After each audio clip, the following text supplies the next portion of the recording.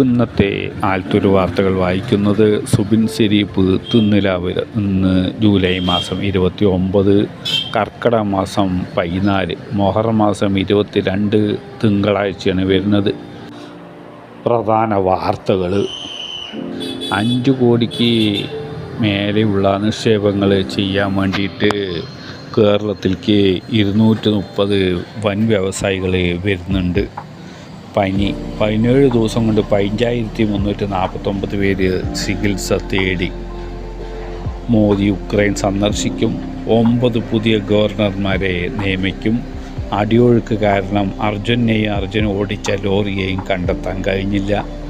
Ambamkunnu Unani doctor Muhammad മുസ്ലിയാരിൻ്റെ കബറടക്കം കഴിഞ്ഞു. മഹാരാഷ്ട്രയിൽ 6 മാസം കൊണ്ട് 557 പേര് ആത്മഹത്യ ചെയ്തു. വാർത്തകൾ വിസ്തരിച്ച്: കേരളത്തിലെ വ്യവസായം വളർത്തുന്നതിൻ്റെ ഭാഗമായിട്ട് പുറം രാജ്യത്തുനിന്നും ഇന്ത്യൻ്റെ അകത്തുനിന്നുമായിട്ട് അനവധി വ്യാപാരികൾ നിക്ഷേപിക്കാൻ വേണ്ടി വരുന്നുണ്ട്. 5 കോടിയോ അതിനു മുകളിലോ പൈസ ഇറക്കിയിട്ട് പുതിയ ബിസിനസ് സംരംഭങ്ങൾ തുടങ്ങാനും സ്റ്റാർട്ടപ്പുകൾ തുടങ്ങാനും വേണ്ടിയാണ് എറണാകുളം കേന്ദ്രീകരിച്ച് വ്യവസായികൾ വന്നു ചേരുന്നത്.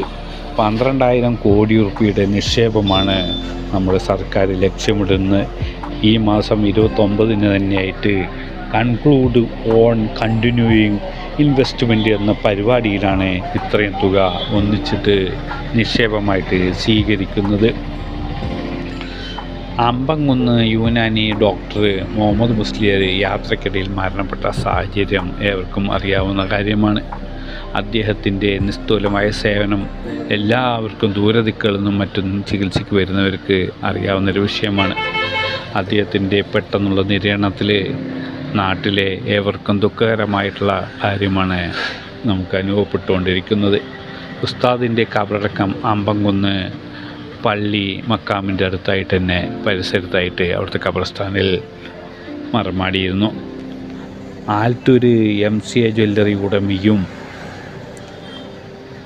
ജ്വല്ലറി വ്യാപാരത്തിൽ നിർമ്മാണ മേഖലയിലും ഏറെ പ്രശസ്തനായ ആലത്തൂരുകാർക്ക് പ്രിയപ്പെട്ടയാണ് ചന്ദ്രേട്ടൻ മരണപ്പെട്ടു.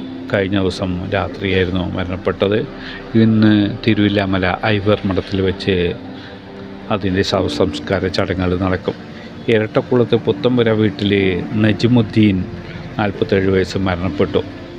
9 സംസ്ഥാനങ്ങളിലായിട്ട് പുതിയ ഗവർണർമാരെ ദ്രൗപദി മുർമു രാഷ്ട്രപതി പുതിയ ആളുകളെ നിയമിക്കും. രാജസ്ഥാനിൽ, തെലുങ്കാനയിലും, സിക്കിമിലും, ജാർഖണ്ഡിലും, ആസാമിലും, മഹാരാഷ്ട്രയിലും, പുതുച്ചേരിയിലും, ചണ്ഡീഗഡിലും, മേഘാലയത്തിലും ആണ് പുതിയ ഗവർണർമാരെ നിയമിക്കുക. കേരളത്തിലെ ഗവർണറിന് മാറ്റില്ല എന്ന് പറഞ്ഞു. ഹരിഭാഗ്യ കിസാൻ റാവു ബഗ്ദയാണ് രാജസ്ഥാൻ പുതിയ ഗവർണറായിട്ട് വരിക.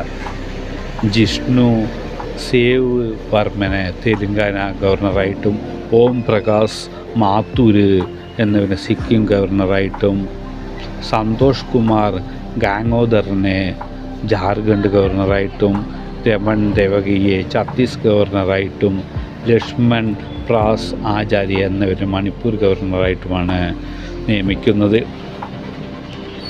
ശക്തമായ അടിയൊഴുക്ക് കാരണമാണ് ജീവൻ രക്ഷാപ്രവർത്തനം തടസ്സപ്പെടുന്നതെന്ന് ഈശ്വർ മൽപേത്ര എന്ന യുവാവ് പറഞ്ഞു. പലവട്ടം പുഴയിൽ മുങ്ങിത്തന്നെങ്കിലും മഴവെള്ളപ്പാച്ചിൽ ഒലിച്ചുപോയ ഹോട്ടലിൻ്റെ തകര ഷീറ്റുകളും കമ്പികളും ഏതാനും തടിക്കഷ്ണങ്ങളുമാണ് മണ്ണിനടിയിലായിട്ട് നദിയിലെ അടിയിൽ കാണാൻ കഴിഞ്ഞ. ശക്തമായ അടിയൊഴുക്ക് കാരണം ലോറിയുടെ ഭാഗങ്ങളൊന്നും തന്നെ കണ്ടെത്താൻ കഴിഞ്ഞില്ല എന്ന് രക്ഷാപ്രവർത്തനം നടത്തുന്ന ഈശ്വർ മൽപേത്ര എന്ന ആൾ പറഞ്ഞു. മഹാരാഷ്ട്രയിൽ 6 മാസം കൊണ്ട് 557 കർഷകരാണ് ആത്മഹത്യ ചെയ്തത്. കൃഷിനാശം, കൃഷിക്ക് വേണ്ടിയുള്ള കടം വാങ്ങിച്ച പൈസ ബാങ്കുകളിലും വ്യക്തികൾക്കും സമയത്തിന് തിരിച്ച് കൊടുക്കാൻ പറ്റാത്തതിൻ്റെ വിഷമം കൊണ്ടാണ് പലരും വിഷം കഴിച്ചും മറ്റും ആത്മഹത്യ ചെയ്തത്. നീതി ആയോഗ് എന്ന പരിപാടി ബജറ്റ് അവതരിപ്പിക്കുന്നതിൻ്റെ ഇടയിൽ മമതാ ബാനർജി ഉറങ്ങിപ്പോയി.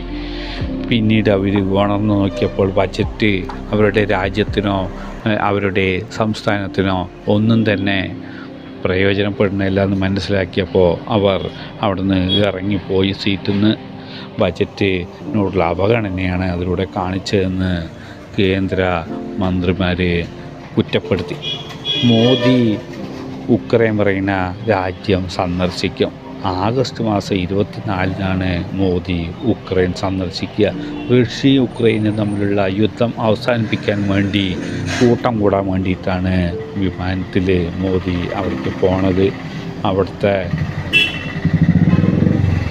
സ്വാതന്ത്ര്യദിനവും കൂടിയാണ് ആഗസ്റ്റ് 24 എന്നാണ് അറിയാൻ കഴിഞ്ഞത്. പനി പിടിച്ചിട്ട് 17 ദിവസത്തിനുള്ളിൽ പല ആളുകളും 5349 പേരാണത്ര നമ്മുടെ നാട്ടിലും പുറം നാട്ടിലുമായിട്ട് ചികിത്സ തേടിയത്. 119 പേര് ഡെങ്കിയും 8 പേർക്ക് എലിപ്പനിയും സ്ഥിരീകരിച്ചു. ബാക്കിയുള്ളവർക്കൊക്കെ സാധാ പനിയാണ് വന്നിരിക്കുന്നത്. മൂക്കടപ്പും നീരിളക്കവും ചെകിടുവേദനയും കുരയും ഒക്കെ ആയിട്ടാണ് കേട്ടോ അങ്ങനെ ആൾക്കാർ പനിൻ്റെ ലക്ഷണങ്ങളായിട്ട് വന്നിരിക്കുന്നത്. ഗവൺമെൻറ്റിൻ്റെ ഭാഗത്തുനിന്ന് ശുചിത്വവും അതുപോലെ കൃത്യമായിട്ടുള്ള മരുന്നും കഴിക്കണം. നിത്യരോഗികൾ അതായത് ഷുഗറും പ്രഷറും ഹാർട്ട് അറ്റാക്കിൻ്റെ മരുന്ന് കഴിക്കുന്നതിൽ മുടങ്ങാണ്ട് മരുന്ന് കഴിക്കുകയാണെങ്കിൽ ഒരു പരിധിവരെ രോഗം തടയാൻ പറ്റുമെന്നാണ് പറഞ്ഞിരിക്കുന്നത്.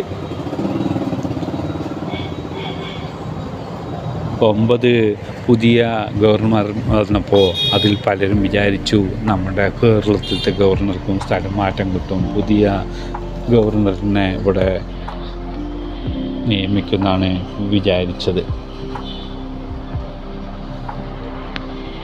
ശക്തമായ കാലാവസ്ഥ മോശം കാരണം കേരളത്തിൽ വെയിലും മഴയും മാറി മാറി വരികയാണ്. ഇപ്പോൾ കണ്ട വെയിൽ കുറച്ച് കഴിയുമ്പോഴേക്കും ചരല് വാരിയെറിയണ വേഗത്തിലും ഒരു അവസ്ഥയിലാണ്. മുഖത്തും മേലെയൊക്കെ വെള്ളം വീഴുന്നത് മഴയുടെ അത്രയേറെ ശക്തി പ്രാപിച്ചിട്ടുണ്ട്. മഴയ്ക്ക് പൊട്ടി വീഴുന്ന പോലെയൊക്കെയാണ് വരുന്നത് എന്നാണ് അറിയാൻ കഴിഞ്ഞത്. പലരും നിത്യരോഗികളും ഏറെയുള്ള ആലത്തൂർ നാട്ടിലെ ആശുപത്രിയിൽ ചികിത്സ പനിക്ക് വേണ്ടിയിട്ട് പോകേണ്ട എണ്ണം കൂടി വരികയാണ്. അടിസ്ഥാന സൗകര്യങ്ങൾ നിർമ്മാണ പ്രവർത്തനങ്ങൾ നടത്തുന്നതുകൊണ്ട് ആലത്തൂർ ധർമാശുപത്രിയിൽ ഏറെ ബുദ്ധിമുട്ടും കഷ്ടപ്പാടും അനുഭവിച്ചിട്ടാണ് ആളുകൾ ചികിത്സയ്ക്കെത്തുന്നതെന്ന് പൊതുവെ പറയുന്നുണ്ട്. ഇന്നത്തെ ആലത്തൂർ വാർത്തകൾ കഴിഞ്ഞു.